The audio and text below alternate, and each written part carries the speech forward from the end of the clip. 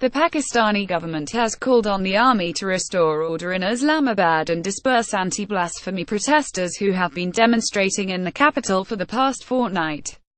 The protests, which spread on Saturday to several other cities in Pakistan, have left about 200 injured, including dozens of police officers.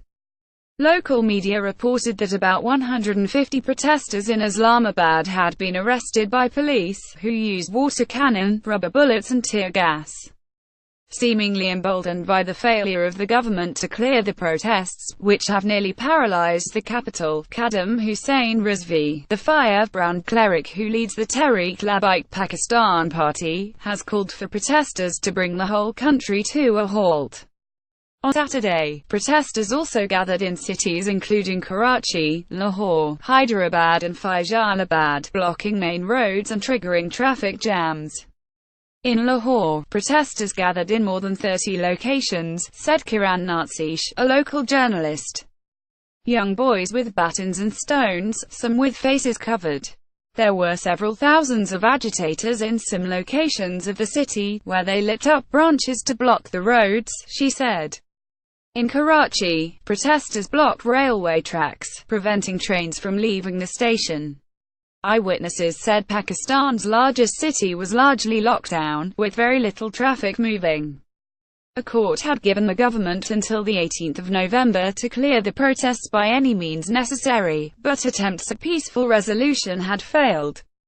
Local media reported that one police officer had been killed in the clashes, but a spokesman for Islamabad police, Naeem Iqbal, denied the accounts.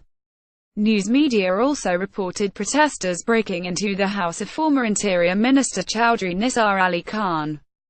Meanwhile, the Pakistan Electronic Media Regulatory Authority ordered a media blackout. Social media platforms also appeared to be temporarily suspended. In Islamabad, thousands of security officials were deployed to break up the protests. The government suspended public transport and advised people to stay indoors. The rallies were triggered by a change in the wording of an electoral oath for lawmakers, which protesters claim was done to appease religious minorities they consider heretics. Despite a swift reversal, protesters still demand that Pakistan's law minister resign. The protests illustrate the difficulty the ruling Pakistan Muslim League Nawaz Party faces in dealing with religious extremists. Political defense of religion has broad public support, and previous attempts to clamp down on Islamists have led to bloodshed, most notably the siege on the Red Mosque in 2007, in which 154 people were killed.